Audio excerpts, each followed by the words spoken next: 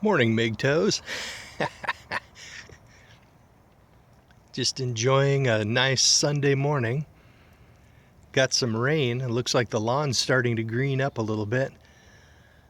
The old man will have to get out here on the ox and knock this lawn down again pretty soon.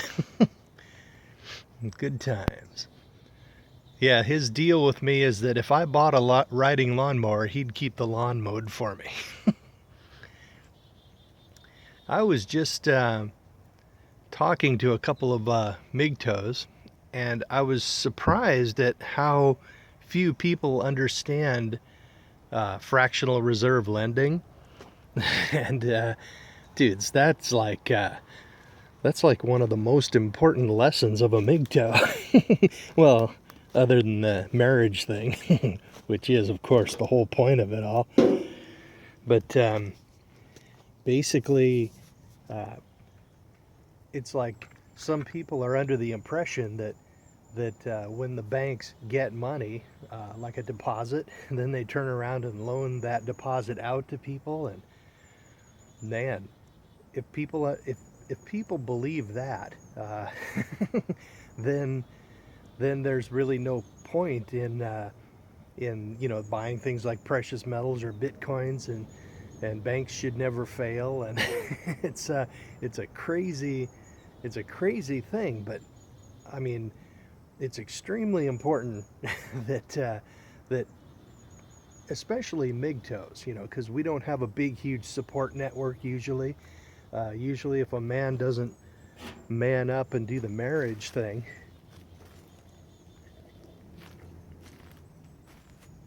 if he doesn't do that, then he will oftentimes be sort of discarded, and he'll lose access to like the systems of support that family would normally provide, if you get in trouble, right? And if that's the case, which it is, then it's doubly important for us to be able to take care of ourselves.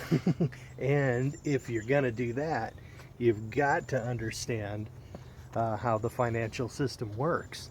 And one of the very most basic parts of that is fractional reserve lending. It's critical that you understand that. So I'd like to recommend a video called Money as Debt.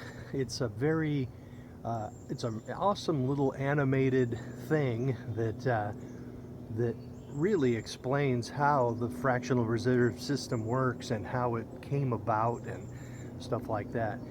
Basically, in a word, it allows just your local bank on your corner to create money out of nothing and loan it into existence, and then charge interest on that shit.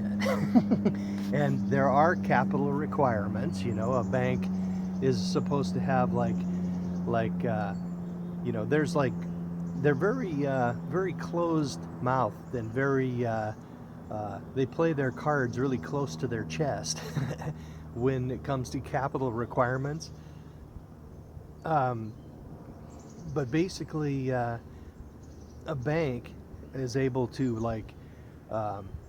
have $100 in its reserves, for example, and then they can actually loan out 10 or 20 or 30 times that amount, and then charge interest on that, right? So it's as if you or I had the ability to open a savings account, or create a loan, and then get, and we would only have like $100, for example, and we could loan out $1,000 or $2,000 on it and charge like 5% interest on the loan and effectively get 100% interest a year.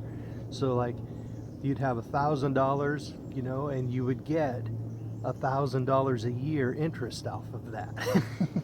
And is it any surprise that the biggest skyscrapers in these cities are owned by banks?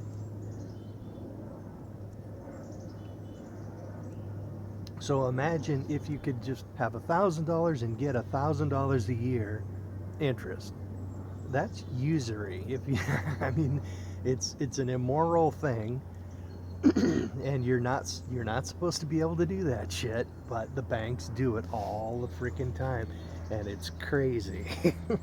And when banks are like ordered or mandated to make loans that, uh, for example, that aren't, wouldn't make sense in a business sense, like a loan to somebody with no income or something, like the subprime loans, then when those loans are defaulted upon, the the bank's capital requirements then fall, or their capital, their loans versus capital drops to a point where they are no longer capitalized, and then the bank goes into bankruptcy, right? And at that point, then all of those assets that the bank owns are then swept up in a regular old bankruptcy court and sold off, and then basically any assets that maybe FDIC can't recover or can't cover because for example, there's going to be a lot of bank failures in the next couple of years, and when that occurs, the FDIC will have to be bailed out, and if it's not bailed out, then bail-ins will occur where the bank goes bankrupt. The bankruptcy court then sells all their assets off, and there are certain priorities of debt, right? Some of the secured loans, like with bonds and whatnot, that the bank sells, those are the highest security or the highest priority loans. And then down where real people like us have money, like in checking and savings, that money, that the bank doesn't have the money to cover that, and therefore we lose it all. And that's what they call a bail-in. And it's happening all over the world. It's happened in Cyprus in 2012, and it's happened in Austria, and it's happened in Italy, I believe, and it's and they are happening, and don't expect to see it in the corporate media. And it's going to cause people to want to get their money out of the banks, right? And that's why, and I see that coming, and that's why I'm into Bitcoins and precious metals. I mean, every few years, every 8 years or so, this pretty much happens.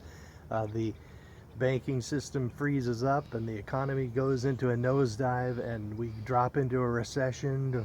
It gets worse over about 3 years, and when that occurs, alternatives from the conventional banking system then become popular, right? And when that happens, if you're holding silver or gold or Bitcoins, you're going to be raking the freaking money in. I mean, this is just one man's opinion. But basically, when people really start losing confidence in the banking system, and they see bail-ins and brokerages fail and everything, and the sheeple are just going to get freaking run over by this, dudes. And when that occurs, those of us who hold those alternative assets, man, we are going to make out freaking huge. And but our brothers who are still blue pill, man, they're going to get run over by this shit hard. I mean, they're going to lose their savings accounts, they're going to lose their jobs, and then they're going to lose their homes. A lot of real estate isn't really owned by people anymore. It's owned by the banks. They're not even liquidating it right now because basically that would just drive the prices down and accelerate the collapse. But when this all occurs, a lot of those guys, they'll have families and stuff like that, extended family and whatnot, and maybe they can get some help from them.